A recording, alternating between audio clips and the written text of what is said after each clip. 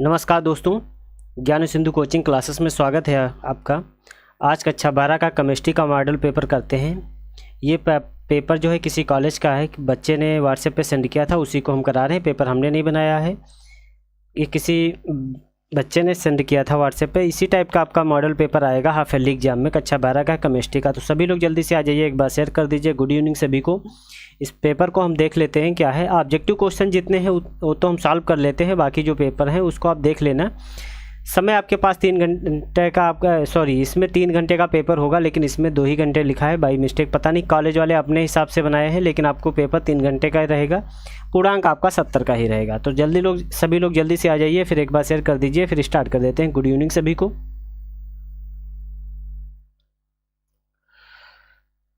देखिए first question आपका दिया गया, जल्दी से आप लोग सभी लोग रिप्लाई करिए। सारे बच्चे आ गए। अजीत, प्रिया यादव, आयुष, अनन्या सिंह, पवन,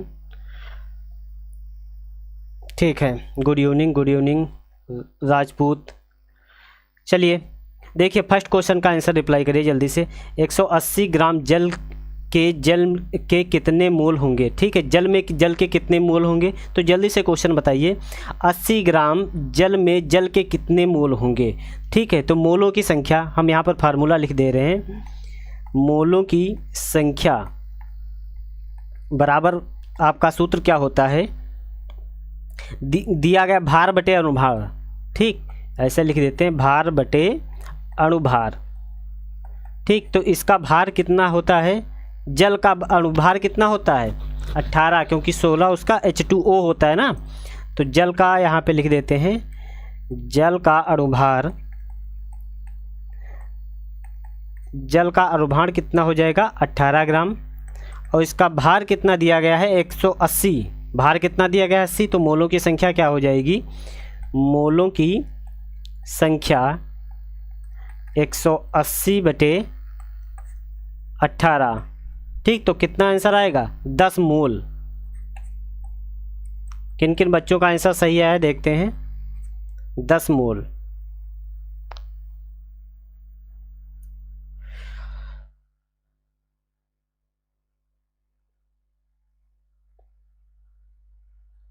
हाँ ठीक है, सारे बच्चों का सभी का आया।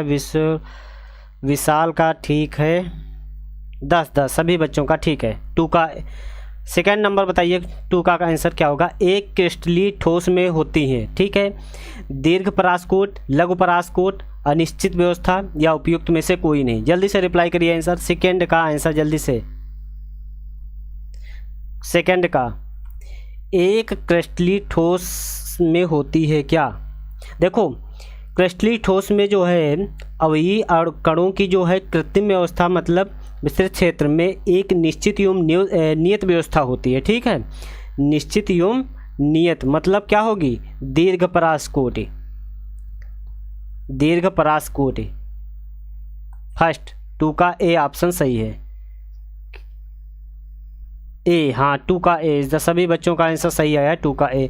आप रिप्लाई ऐसे करिए 2 का ए या 3 का, जो कुछ है आंसर नंबर डाल करके सभी बच्चों। किंग, सुरेंद्र कहना, हाँ ठीक है। विशाल, अनन्या। अगला क्वेश्चन देखिए, क्वेश्चन नंबर 3। क्वेश्चन नंबर 3 का जल्दी से आंसर रिप्लाई करिए।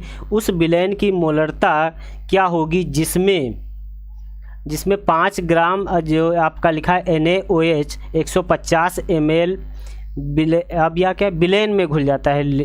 ठीक, तो इसका जल्दी से आंसर बताइए क्या होगा। 1 मिनट वेट कर लेते हैं, देखते हैं किन किन बच्चों का आंसर सही आ रहा है, फिर बता रहे हैं आपको।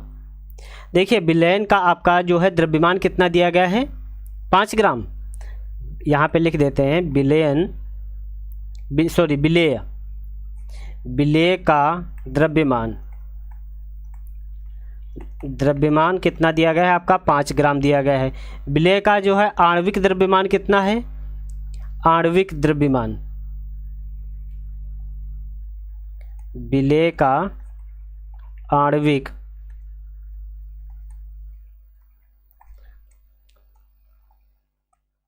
आणविक द्रव्यमान कितना हो जाएगा? 23 + 16 और NaOH 23 होता है, O का 16 हो जाता है, H का कितना होता है 1, तो ये कितना आ जाएगा 40 ग्राम। ठीक, तो बिले के मोल कितने हो जाएंगे? बिले के मोल 5/40, ये आ जाएगा 1/8 मोल। 1 कितना जाएगा? 8।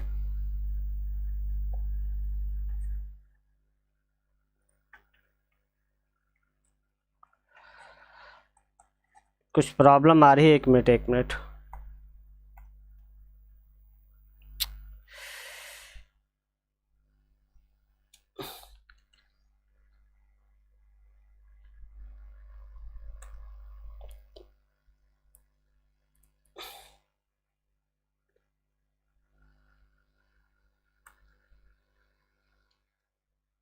एक मिनट थोड़ा होल्ड रहना बेटा, कुछ थोड़ा प्रॉब्लम आ गई है, अभी 1 मिनट सही हो जाएगा। हाँ ठीक है।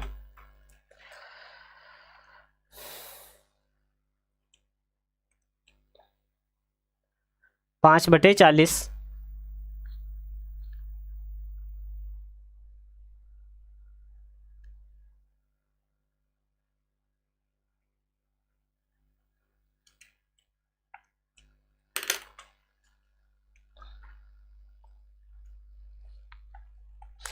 ये कितना आ जाएगा? 1/8 मोल। ठीक, अब सही चल रहा है। अब ये आपका आ जाएगा। अब देखो, तो बिलेन का आयतन कितना हो जाएगा? यहाँ पे इसको सॉल्व करोगे तो ये आ जाएगा आपका 0.125 मोल। अब कितना आप क्या निकालना है? बिलेन का आयतन। बिलेन का आयतन, आपको बिलेन का जब आयतन निकालोगे तो क्या हो जाएगा? ब्लैक का मोल और आपका हो जाएगा बिलेन का आयतन, ये हो जाएगा आपका 0.15/0.4 ml था, तो इसको आप इतना बदल लीजिए, तो ये आप कैंसिल कर दीजिए, ये आ जाएगा आपका 0.277। इस टाइप से इतना आ जाएगा, इतने मोल प्रति लीटर।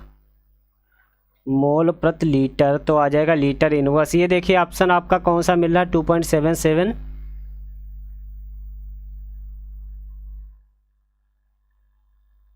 78। फर्स्ट ऑप्शन आपका सही है।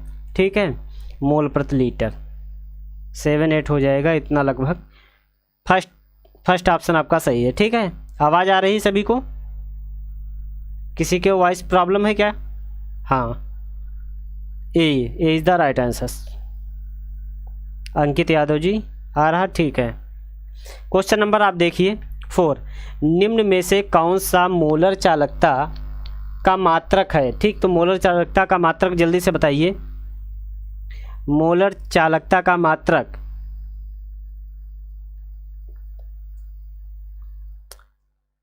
कौन सा होगा? मोलर चालकता ohm inverse centimetre square ohm inverse centimetre square mole inverse, ये आपका होता है ohm inverse centimetre square mole inverse. कौन सा होगा ऑप्शन आपका? बी ऑप्शन आपका सही है। क्वेश्चन नंबर 5 देखिए। समान ताप पर किन विलयनों के युग्म समपरासीय होते हैं? ठीक, तो इसका जल्दी से बताइए। फर्स्ट ऑप्शन क्या है? 0.1 NaCl तथा 0.m आपका मोल जो होगा Na2SO4, सॉरी, बी ऑप्शन है 0.1 यूरिया मोल आपकी यूरिया तथा 0.1 आपकी होगी NaCl। 0.1 यूरिया आपकी दूसरा है 0.2 Mg मैग्नीशियम क्लोराइड, और डी ऑप्शन आपका है 0.1 CaNa2। क्या ये लिखा है? एक मिनट, CaNO3 का होल ट्वाइस लिखा है। ठीक है, CaNO3 का होल ट्वाइस और इंटू 0.1 मोल जो है Na2SO4। तो कौन सा ऑप्शन सही है? यही आपका आंसर सही है, D is the 0.1 m mole sodium nitrate और Na2, ये NaO लिख रहा है, ये Na2SO4 लिखा। ठीक है, ये आपका आंसर सही है। थोड़ा पेपर में जो मिस्टेक है टाइपिंग में, उसको आप डी इज़ द, हाँ डी सर आपका सही है। सभी बच्चों का ज़्यादातर डी ही आया है, 5 का डी। अगला क्वेश्चन देखिए, क्वेश्चन नंबर 6 क्या है? किस अभिक्रिया के लिए वेग तथा वेग स्थिरांक की इकाई जो है समान होती है। किस अभिक्रिया के लिए वेग तथा वेग स्थिरांक की इकाई समान होती है? फर्स्ट ऑप्शन है शून्य, सेकंड ऑप्शन है आपका प्रथम, थर्ड ऑप्शन है द्वितीय और चौथा ऑप्शन है तृतीय। तो जल्दी से बताइए कौन सा ऑप्शन सही होगा। 6 का जल्दी से आंसर रिप्लाई करिए। 6 का बी तो नहीं होगा। शून्य कोटि की अभिक्रिया के लिए होता है बेटा। शून्य कोटि की अभिक्रिया के लिए जो है वेग स्थिरांक तथा वेग तथा वेग स्थिरांक का मात्रक समान होता है। ठीक, शून्य कोटि की अभिक्रिया के लिए तो फर्स्ट ऑप्शन होगा। क्वेश्चन नंबर 7 देखिए आपका दिखा है, अमोनिया की संरचना है। अमोनिया की संरचना कैसी है? त्रिकोणीय है, चतुष्फलकीय आपकी दी गई है, पिरामिडी अब आपको है त्रिकोणीय पिरामिडी। तो कौन सा सही है? पिरामिडी आपके थर्ड ऑप्शन आपका सही है। पिरामिड टाइप की होती है अमोनिया की संरचना। अब देखिए निम्न में से BHC क्या है आपका? C6H5Cl, C6H5, H6Cl6, C6H4Cl2, C6H6। ठीक, तो ये आप जल्दी से बताइए। अगला क्वेश्चन देखिए 9 नंबर क्या दिखा है, अभिक्रिया आपकी दी गई है CH3 बांड CH और ये सिंगल बांड से Br आपका जुड़ा है, CH2 बांड CH3 क्षारीय KOH के साथ आप करोगे तो क्या उत्पाद बनेगा? ठीक, नंबर इसमें आप कर लो, यहाँ पे स्टार्टिंग 1, ये 2, 3, 4 है, 4 कार्बन के लिए ब्यूट लगता है तो ब्यूट होगा। तो अब सिंगल बांड के लिए सब जुड़े हैं तो और आपका 2 ब्यूटीन।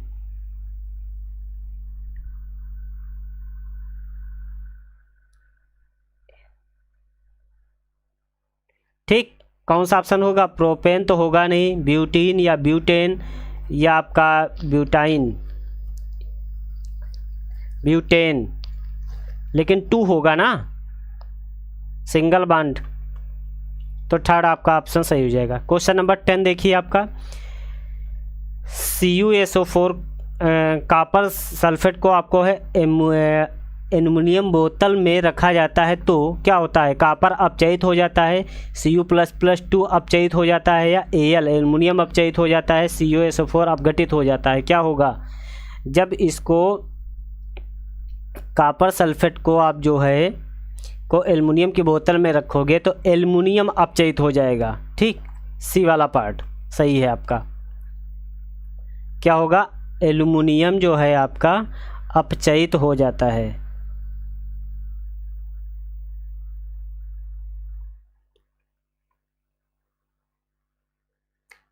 अब देखो 6, 7 A, हाँ 7 का C सभी का आ गया। 10 का D, 10 का D तो नहीं होगा, C होगा, C। सभी बच्चों का C आना चाहिए। देखिए क्वेश्चन नंबर, अब अगला क्वेश्चन नंबर 2, इसमें क्या लिखा है? मोलर चालकता की आपको परिभाषा दीजिए तथा सूत्र एवं मात्रक बताइए। मोलर चालकता, तो देखिए मोलर चालकता क्या होती है? एक मोल विद्युत अपघट्य की चालकता मोलर चालकता कहलाती है। ठीक, इसका मात्रक कितना होता है? देखिए मोलर चालकता का फार्मूला क्या होता है? ये अगर डेल m इसको लिख सकते हो K × 100/m, तो ये आपका फार्मूला होता है, सूत्र ये हो जाएगा इसका। अब इसका मात्रक कैसे लिखोगे? मात्रक अगर आप पहले K का मात्रक लिखिए तो K = C × x होता है। x क्या है? सेल स्थिरांक है। x आपका क्या होता है? सेल स्थिरांक। इसका मात्रक होता है सेंटीमीटर, ये से इनवर्स। और आपका C क्या है? चालकता। तो आपकी ये, और इस चालकता को क्या होता है? साइमन यस से प्रदर्शित इसको करते हैं। C का जो चालकता है इसकी साइमन S, साइमन इसको S से इसको डिनोट करते हैं। ठीक है, तो साइमन सेंटीमीटर इनवर्स आपका ये हो जाएगा इसका मात्रक। सेकेंड आपका देखिए, शून्य कोटि की अभिक्रिया को परिभाषित कीजिए, उदाहरण भी दीजिए तथा इसके लिए के मात्रक भी लिखिए। तो देखो शून्य कोटि की वह अभिक्रिया जिसकी जो है दर अभिकारकों की सांद्रता पर निर्भर नहीं करती, अर्थात वह अभिक्रिया जिसकी दर अभिकारकों की सांद्रता की शून्य घात के अनुक्रमानुपाती है उसे शून्य कोटि अभिक्रिया कहते हैं। शून्य, ठीक है। तो शून्य कोटि की अभिक्रिया में अभिकारकों की सांद्रता अपरिवर्तित करने पर वेग के मान में कोई परिवर्तन नहीं होता है। शून्य कोटि की इसका एग्जाम्पल आपको देना है तो H2 की अगर Cl2 से अगर क्रिया करा दोगे तो क्या बन जाएगा 2HCl, ठीक। तो ये आपका हो जाएगा एग्जाम्पल। यहाँ पे हम मॉडल पेपर दे रहे हैं, थोड़ा जो कुछ है बता दे रहे हैं, इसको आप सॉल्व कर लेना अच्छे से। जो क्वेश्चन ना आते हैं वो कमेंट करना, सारे क्वेश्चंस बता दिए जाएंगे एक एक क्वेश्चन का सलूशन। अगला दिया गया है सोडियम धातु अंतः द्रव का है घन जालक के रूप में क्रिस्टलीकृत होता है जिसमें एकक कोशिका की भुज की लंबाई आपकी दी गई है 4.29 एंगस्ट्रॉम। तो सोडियम परमाणु की त्रिज्या क्या होगी, इसको लगा लेना आप क्वेश्चन। निम्न में से किन्हीं पर दो पर टिप्पणी लिखना है। एक तो आभासी एक आणविक अभिक्रिया और F केंद्र और परासरण दाब।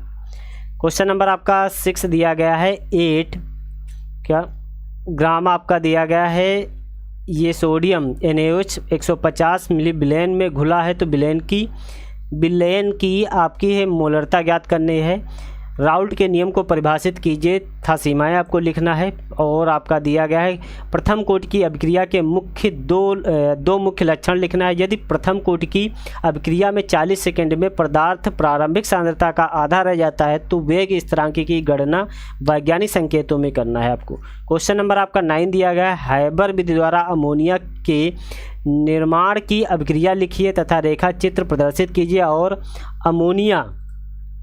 अमोनिया की जो है क्लोरीन के साथ अधिक से अभिक्रिया कीजिए। क्वेश्चन नंबर 10 है क्या होता है, केवल समीकरण आपकी देना है। शुष्क ईथर में क्लोरोबेंजीन सोडियम से अभिक्रिया करता है।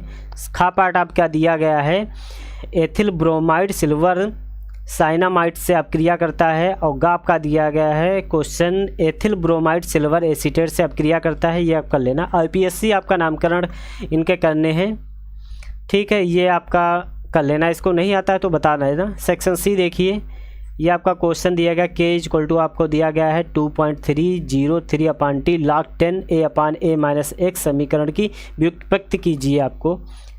क्वेश्चन नंबर 13 दिया गया निम्नलिखित सेल का विद्युत वाहक बल EMF की गणना करना है। ये आपका क्वेश्चन है। इसका अथवा में पार्ट में दिया गया है क्वेश्चन। एक धात्विक धातु का क्रिस्टली जालक घनी है इकाई कोशिका में प्रत्येक किनारे की लंबाई आपको 2 × 10⁻⁷ सेंटीमीटर। धातु का घनत्व 2.5 सेंटीमीटर था पर सेंटीमीटर क्यूब है। तो 200 ग्राम धातु के इकाई कोशिका की संख्या ज्ञात कीजिए। ये आपका न्यूमेरिकल्स है। अगर नहीं हो पा रहे हैं तो न्यूमेरिकल्स बताना, हम सारी चीज़ें करा देंगे। कि ये मॉडल पेपर हम दे रहे हैं, आप लोग करने की कोशिश करना।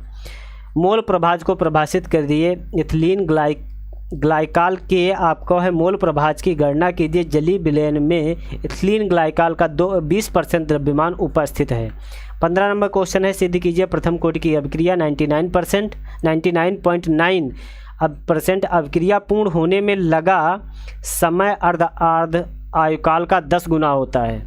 क्वेश्चन नंबर आपका 16 दिया गया है नाइट्रोजन परिवार की स्थिति की विवेचना इलेक्ट्रॉनिक विन्यास के आधार पर कीजिए तथा सामान्य लक्षण भी लिखिए। इसका अथवा पार्ट में दिया गया नाइट्रिक अम्ल के निर्माण की ओस्टवार्ड द्वारा वर्णन करिए। 2 रासायनिक समीकरण भी दीजिए। ये आपका पेपर था पूरा, इसको अच्छे से सॉल्व कर लेना। जो क्वेश्चन न आते हैं वो सारी चीज़ें बताना या व्हाट्सएप पे आप सेंड कर देना, क्वेश्चंस वो करा दिए जाएंगे। इसकी PDF जो है लिंक डिस्क्रिप्शन में दी गई है, वहाँ पे क्लिक करना, आप डाउनलोड कर लेना। या इसके modelpaper.info पे आप ऑफिशियल वेबसाइट पे जाना modelpaper.info पे, वहाँ पे जाकर इस पेपर को आप डाउनलोड कर लेना। इसको सॉल्व करना, बहुत अच्छा पेपर है, ठीक है। अगर किसी को कुछ प्रॉब्लम होती है तो बताना, कमेंट करना, सारी चीज़ें बता दी जाएंगी।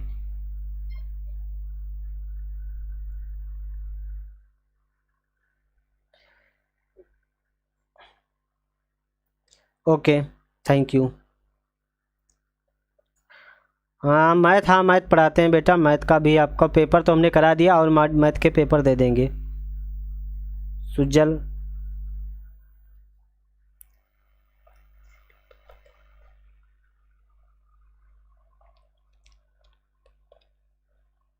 अजीत कुमार, हाँ कल है आपका पेपर, तो आप इसको तैयार कर लेना, इसमें से आपको बिल्कुल इसी टाइप का मिल जाएगा।